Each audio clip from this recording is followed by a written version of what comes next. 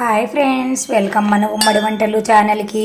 ఈ రోజు నేను చూపించబోయే రెసిపీ మెంతి ఆకుతో కలర్ రైస్ ఎలా చేయాలనో చేసి చూపిస్తాను ఫ్రెండ్స్. చాలా టేస్ట్ ఉంటుంది, చాలా బాగుంటుంది.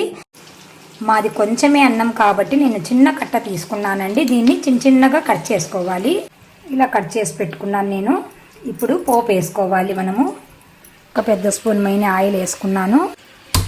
స్టవ్ వెలిగించుకొని ఆయిల్ వేడెక్కాక ఆవాలు, జీలకర్ర, వాము కొంచెం ఇట్లా క్రష్ చేస్తే బాగుంటుంది టేస్ట్. మినప్పప్పు, శనగపప్పు కొంచెం చిటపటలాడాక పచ్చిమిర్చి, ఎండుమిర్చి రెండు వేసుకున్నాను నేను.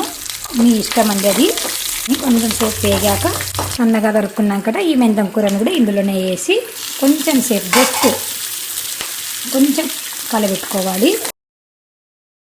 విషయం మర్చిపోయాను, జీడిపప్పు పలుకులు కూడా నేను వేయించడం చూపించలేదు. వేయించి ఇందులోనే కలిపేసుకున్నాను ఫ్రెండ్స్. అన్నం బాగా కలుపుకున్నాను. తగినంత ఉప్పు వేసుకున్నాను.